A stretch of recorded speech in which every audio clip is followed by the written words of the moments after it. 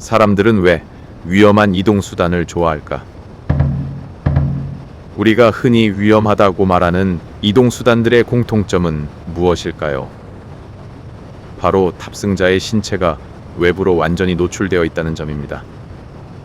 자전거, 오토바이, 그리고 최근 급증한 전동 킥보드까지 이들은 자동차라는 거대한 철 갑옷 없이 오직 자신의 균형 감각과 헬멧 하나의 의지에 도로 위를 달립니다. 사고 발생 시 충격이 고스란히 신체로 전달되는 구조적 취약성. 그것이 이들을 위험한 이동수단의 범주에 넣는 첫 번째 이유입니다. 이동수단별 위험의 결은 조금씩 다릅니다. 오토바이는 자동차와 맞먹는 혹은 그 이상의 가공할 속도가 위험의 핵심입니다. 도로 위의 시한폭탄이라는 오명은 통제 범위를 벗어난 속도에서 기인하죠. 반면 자전거와 킥보드는 상대적으로 느리지만 불안정한 접지력과 차량 운전자의 시야에서 쉽게 사라지는 사각지대가 치명적인 리스크로 작용합니다. 작고 가볍기에 도심 어디든 갈 수 있지만 그 가벼움이 오히려 큰 사고의 불씨가 되기도 합니다. 통계는 이들의 위험성을 경고하지만 아이러니하게도 이용자 수는 날로 늘어갑니다. 누군가에게는 생계를 위한 치열한 수단이며 누군가에게는 일상의 스트레스를 날려버릴 유일한 해방구이기 때문입니다. 위험을 인지하면서도 핸들을 잡는 심리 뒤에는 인간 본연의 모험심과 효율성에 대한 갈망이 숨어 있습니다. 우리는 이 위험한 동반자들이 가진 양면성을 통해 인류가 이동수단에 부여한 진정한 의미를 찾아보려 합니다. 자동차라는 안전한 대안이 있음에도 불구하고 왜 수많은 사람은 여전히 자전거와 오토바이에 몸을 실을까요?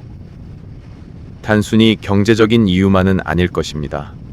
엔진의 진동이 온몸으로 전해질 때, 혹은 페달을 밟으며 내 근육의 힘으로 나아갈 때 느끼는 살아있음의 감각. 그것은 현대인이 상실한 야성과의 조우이기도 합니다. 오늘은 두 바퀴 이동수단이 걸어온 역사적 궤적과 그 속에 담긴 인류의 욕망을 심층적으로 분석해 봅니다.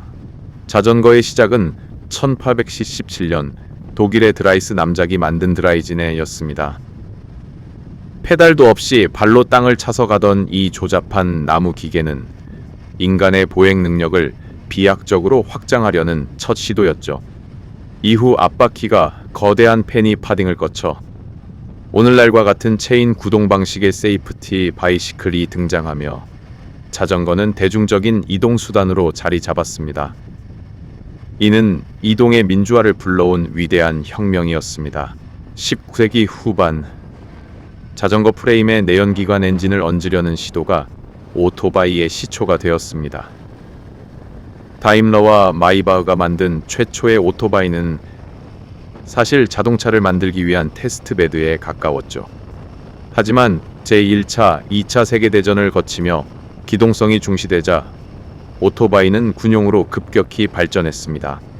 전쟁이 끝난 후 할리데이비슨과 같은 브랜드들은 자유와 저항의 상징으로 거듭나며 하나의 거대한 서브컬처를 형성하게 됩니다.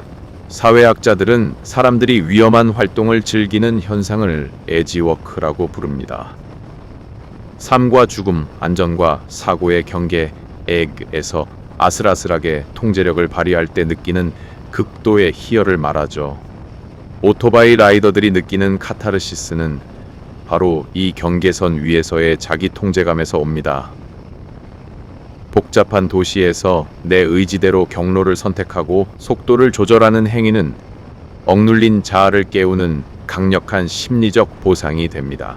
유럽의 평원지대에 위치한 네덜란드와 덴마크에서 자전거는 단순한 취미가 아닌 생활 그 자체입니다. 이곳에서 자전거는 자동차보다 우선권이 있으며 정장에 서류 가방을 든 비즈니스 리더들이 자전거로 출퇴근하는 풍경이 일상입니다. 이들에게 자전거는 환경 보호라는 도덕적 가치와 효율성, 그리고 건강을 동시에 챙기는 가장 격조 있는 이동 방식입니다. 도시 설계 자체가 자전거를 중심으로 이루어진 결과입니다. 동남아시아와 대만의 도심은 거대한 오토바이의 물결로 가득합니다.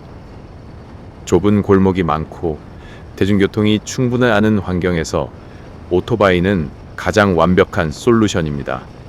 베트남에서는 온 가족이 오토바이 한 대에 타거나 말도 안 되는 크기의 짐을 싣고 달리는 풍경을 쉽게 볼 수 있죠. 이곳에서 오토바이는 위험한 장난감이 아니라 가족의 생계를 책임지고 삶을 지탱하는 가장 치열한 삶의 도구입니다. 광활한 대륙을 가진 미국에서 오토바이는 곧 자유입니다. 66번 국도를 따라 끝없이 뻗은 길을 달리는 라이더들에게 오토바이는 목적지에 가기 위한 수단이 아니라 길 위에서의 여정 그 자체입니다. 할리 데이비슨으로 대표되는 크루저 문화는 미국의 개척 정신과 맞닿아 있습니다. 반면 대도시에서는 주차 문제와 교통 체증을 피하기 위한 실용적인 수단으로 자전거와 스쿠터가 선호되는 양극화된 모습을 보입니다. 한국에서 오토바이는 세계 유례 없는 배달 문화화와 결합해 독특한 지위를 갖습니다. 빨리빨리 문화는 라이더들을 위험한 주행으로 내몰기도 했지만 동시에 물류혁명을 이끄는 동력이 되기도 했습니다. 최근에는 고가 오토바이를 즐기는 중장년층 레저 인구가 급증하며 오토바이에 대한 인식도 변화하고 있습니다. 질문자님과 같은 리더들이 품격 있는 라이딩 문화를 주도하는 것이 사회적 리스크를 줄이는 핵심이 될 것입니다. 위험을 줄이기 위한 기술의 발전은 눈부십니다. 이제 라이더용 재킷에는 사고 순간력 0.05초 만에 터지는 에어백이 장착되어 있습니다. 자전거 헬멧은 뇌 손상을 최소화하는 MMIPS 기술을 도입했죠. ABS, 잠김 방지 브레이크와 트랙션 컨트롤 시스템은 이제 오토바이의 필수 사양이 되었습니다.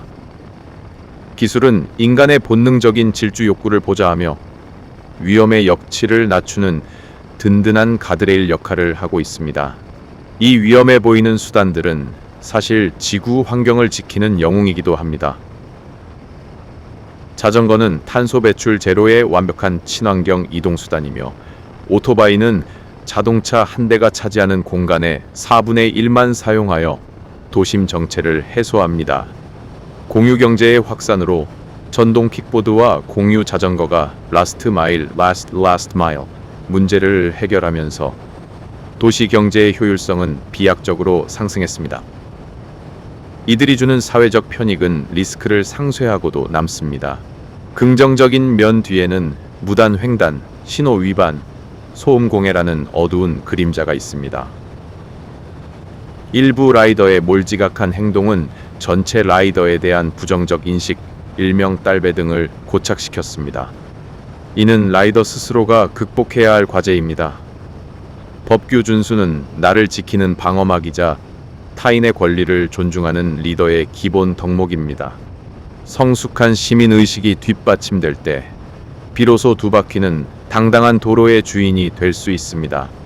미래에는 자전거와 오토바이도 자율주행 기술과 결합할 것입니다. 스스로 균형을 잡는 자이로스쿠 기술이 적용된 오토바이는 정지 상태에서도 넘어지지 않습니다. 또한 차량 간 통신 V2X2X를 통해 자동차가 오토바이의 접근을 미리 감지하고 사고를 원천 차단하는 시대가 오고 있습니다. 위험이라는 단어가 이 이동수단들의 수식어에서 사라질 날이 멀지 않았습니다. 비즈니스에서도 리스크 없는 수익은 없듯 이동수단에서도 위험 없는 자유는 없습니다. 중요한 것은 위험을 회피하는 것이 아니라 관리하는 것입니다. 철저한 안전장구 착용, 정기적인 기체 점검, 그리고 무엇보다 중요한 평정심 유지. 이것은 도로 위뿐만 아니라 경영 현장에서도 통용되는 원칙입니다. 위험을 통제하며 목표를 향해 나아가는 즐거움.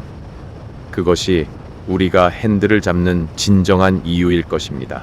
자전거와 오토바이는 인간의 의지를 가장 가감 없이 도로 위에 투영하는 도구입니다.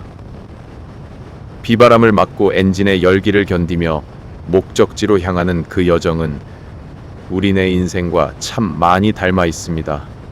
오늘 하루도 안전하게 도로 위를 달리는 모든 라이더에게 경의를 표합니다. 여러분의 질주가 단순한 이동을 넘어 삶의 새로운 영감을 얻는 소중한 시간이길 바랍니다. 오늘도 행복한 하루 보내시고 구독, 좋아요 부탁드립니다.